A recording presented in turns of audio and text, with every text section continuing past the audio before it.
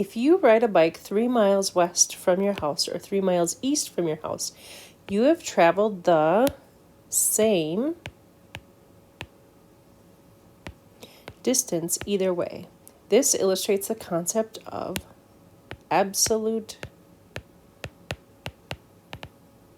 value, which measures distance regardless of directions.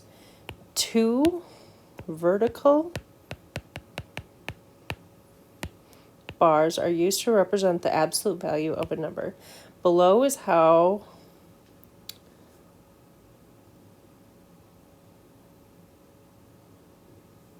there's a typo here. The following example shows how you would actually read them. A number line shows that the absolute value of a number is just its distance from 0 on the number line. Because of this, absolute value is always positive. Fill in the missing numbers below. Notice there are 2 missing boxes here. So in red here, this -3, this says this means the absolute value of -3, and it shows a picture of this here, which is saying the distance from 0 to -3 is simply 3, a positive 3. And similarly here, we have the absolute value of 5, and the picture for that is the distance from 0 to 5 on the number line, which is 5. And here, the absolute value of 0 is 0.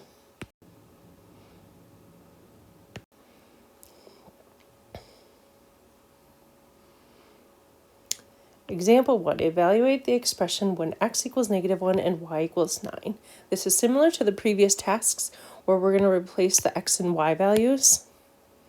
So I'm going to start with this 3 and write the absolute value symbols here. And then in place of x, I'm going to write this -1.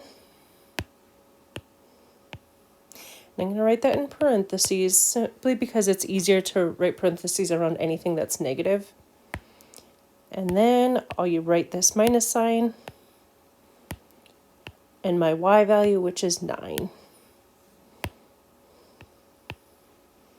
And again, I'm going to use parentheses for that with my absolute value followed by this -8. That stays the same.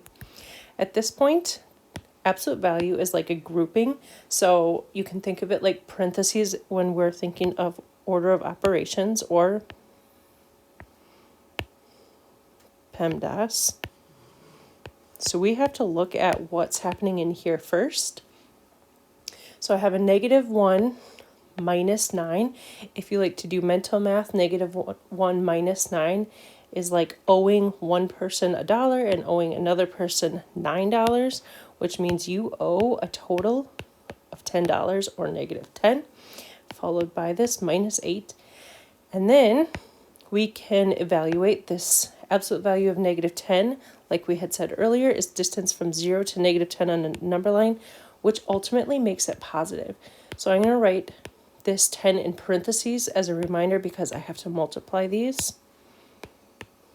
And then my -8. As I continue, my next step is to do multiplication. So I have this 3 times 10 here, which becomes 30. And then 30 minus 8 becomes 22, which is our final simplified answer after we've evaluated. Example 2, evaluate the expression when a equals 3 and c equals -4. So again, I'm going to start with this 7 and write my minus sign. And then my a value is 3 here. So I'm going to write my 3 and the absolute value symbol. And then c, which is -4. Again, I'm going to write that in parentheses. And my minus sign, 10, absolute value sign, and then last this plus a. Again, I'm going to write it again. So a plus 3. So like I said earlier, when we're simplifying, we have to keep in mind order of operations, or PEMDAS, and we're going to start with the P, which is like grouping, an absolute value in here. The values in here are like in a grouping symbol together. So I'm going to write this 7 and the -3 because that hasn't changed yet. And the absolute value sign. This -4 minus 10, again, like I had said earlier, -4 minus 10 is like if you owe a person $4 and you owe another person $10, you owe a total of $14. Then I also have this +3 at the end. My next step is to simplify or evaluate this -14. I'm going to write it as a +14. And then I can multiply, that's my next step. So I'm going to start with rewriting this 7. -3 times 14 is 42. So I'm going to write a -42 and +3.